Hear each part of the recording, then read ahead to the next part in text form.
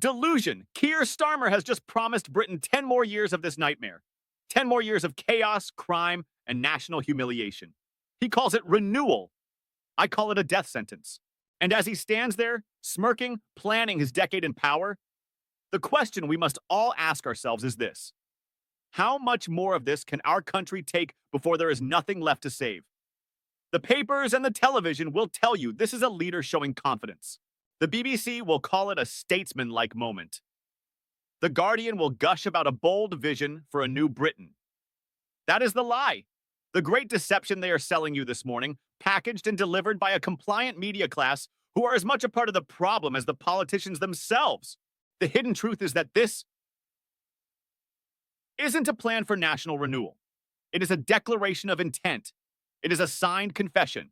It is Starmer looking you dead in the eye and telling you that the managed decline of this nation will not only continue, it will accelerate under his command. This isn't incompetence. Don't you dare believe it's a mistake. This is a deliberate, calculated strategy. He sees the fear on our streets. He sees the breakdown of our justice system. He sees the sacred trust between the people and the state being shattered into a million pieces. And he wants more. Why? Because a broken, frightened, and divided nation is a nation on its knees. It's a nation that is easy to control. A nation that won't fight back when its sovereignty is surrendered, piece by piece, to the globalist architects in Brussels and Davos, who see our patriotism as a problem to be managed, not a virtue to be celebrated. This is the Great Reset in action. This is the quiet, creeping takeover they've been planning for years. They call it building back better. But what they're building is a prison, a digital panopticon where your every transaction is tracked, your freedom of speech is conditional, and your right to protest is revoked if you hold the wrong opinions. Starmer's renewal is the British chapter of this globalist playbook. It's about ushering in central bank digital currencies to control your money, enforcing net zero policies that cripple our industry while China builds 100 new coal plants, and erasing our national identity to make us compliant citizens of a borderless world order. They don't just want to manage Britain's decline, they want to manage you. He talks of renewal. But what is the reality? What is life actually like in Starmer's Britain right now, today? It is a brutal two-tier system. A system of rewards for the criminal and punishment for the law-abiding. A system where our own people are treated as second-class citizens in their own home. Let me show you. In the last few days alone, a Somalian boat migrant with a criminal record across 4 different European countries had his asylum application rejected. His response? To walk into a bank and randomly murder a father of 3, Jinda Singh Jal. A good man, a family man, working hard, erased from existence because our system failed catastrophically to protect us. But the system will protect his killer. It will afford him every right, every legal protection funded by your taxes. For Jinda Singh Jal, there is only a grave. For his family, only grief. That is Starmer's renewal. Then there is the homeless Romanian migrant in the heart of London. In broad daylight, in Leicester Square, he allegedly headlocks an 11-year-old girl, an innocent child, and stabs her. Not once, not twice, 8 times. He pleads guilty to wounding, but denies attempted murder. And the Crown Prosecution Service, the very institution that is supposed to deliver justice for us, simply rolls over. They announce they won't even pursue the charge of attempted murder. Stab a child 8 times, and our state decides it's not worth the effort to call it what it is. A message sent loud and clear to every predator. In modern Britain, there are no consequences, but it gets worse. While our cities descend into lawless chaos, our countryside is being systematically destroyed by the very same ideology. Think of the British farmer, a man whose family has worked the same land since the time of Wellington. He wakes up before dawn, works until his bones ache, trying to put food on our tables. But he is being crushed. Crushed by crippling net zero targets handed down by pencil pushers in Whitehall who've never seen a cow. Crushed by a flood of cheap, substandard food imports from countries with none of our animal welfare or environmental standards. A trade reality that Starmer's party fully endorses. He's told to rewild his land, to let his ancestral fields go to ruin, to take a government handout to stop producing food. His livelihood is declared a climate crime. Meanwhile, we send billions in foreign aid to nations that are actively outcompeting him. We pay for their infrastructure while our own crumbles. That is the two-tier system.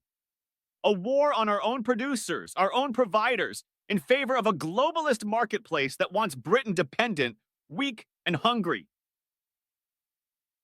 And while this happens, where are our own? Let me tell you about a veteran, a man who served this country for 15 years in Afghanistan. He comes home, his mind scarred by war, suffering from PTSD.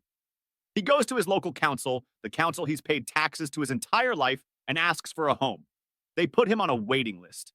He's number 3,472. He's told there's nothing for him. He ends up on the streets. Meanwhile, down the road, a 4-star hotel has been block booked by the Home Office. It's full of young men who crossed the channel illegally just weeks before. They get 3 hot meals a day, a gym, spending money, and a warm bed. Our hero, who fought for our flag, freezes on the pavement. The illegal migrant who broke our laws lives in comfort. The final insult. An Ethiopian pedophile, a predator who assaulted a 14-year-old girl, is finally deported. But he doesn't go empty-handed. Our government, with your money, hands him a golden parachute. 500 pounds. In Ethiopia, it is an entire year's average salary. We paid a convicted sex predator who preyed on a British child a bonus. A reward to go home and live like a king. While our pensioners choose between heating and eating, we are funding a life of luxury for foreign criminals who violate our children. This is not a system that is broken. This is a system that is working exactly as they designed it. It is a system of profound, unforgivable betrayal. And who stands atop this mountain of misery? Who presides over this carnival of chaos? Sir Keir Starmer. Let's not forget who this man is. This is the former director of public prosecutions who presided over the Crown Prosecution Service when it catastrophically failed to prosecute the monstrous Jimmy Savile. He talks of justice, but when he had the power, he looked the other way. This is the man who spent years trying to overturn the largest democratic mandate in British history, scheming and plotting to betray the 17.4 million people who voted for Brexit. His very career is built on a foundation of contempt for the will of the British people. He has the audacity to promise us a decade more of this poison. He calls it patriotic national renewal. What an obscene joke. He uses the word patriotic while his policies wage war on the very fabric of this nation. He's flanked by the architects of past failures. Yvette Cooper, his Shadow Home Secretary, the same person who was part of the last Labour government that flung open the doors to uncontrolled immigration and told us to celebrate it. They broke it then, and now they want the keys back to finish the job. And his deputy? Angela Rayner, the queen of hypocrisy, lecturing working people about fairness from her taxpayer-funded perch, a living embodiment of the socialist elite that says one thing and does another. While the country burns, Starmer plays pathetic political games. He smears Nigel Farage as Putin-friendly. The last desperate gasp of a man who has no answers, no principles, nothing but focus-grouped lies.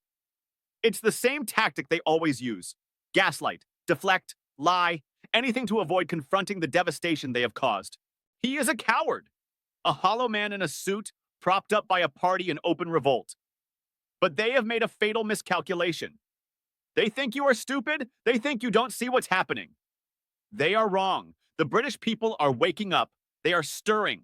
And in that awakening, they are finding their voice. That voice is Nigel Farage. That voice is reform. They have the momentum because they dare to speak the unspeakable truth. While Starmer is off having his picture taken signing deals for fighter jets we can't afford, Farage is on the ground in our towns and cities, listening to the people our elite have abandoned. He is the hero in this story, not because he's perfect, but because he is on our side. He understands that this is no longer a political debate. It is a battle for survival. They want to talk about a 10-year plan. Let us be clear what that plan is. It is a 10-year sentence for the people of Britain. It is a decade more of open borders, of failing justice, of rewarding criminals and punishing victims. A decade of our schools and our NHS collapsing under the strain. A decade of being told our history is shameful, our culture is toxic, and our flag is offensive. A decade more of watching our country be dismantled before our very eyes. We cannot allow this to be just another news story. We cannot allow the victims to become mere statistics. We must remember them. We must say their names. Jaro Medina, Chrissy Archibald, James McMullen, Sebastian Belanger, Ian Price, Emily Jones, James Furlong, Joseph Ritchie Bennett, Lorraine Cox, Terrence Carney, Daniel Angerin, Barnaby Weber, Grace O'Malley Kumar, Ian Coates, Jinder Singh Jawal,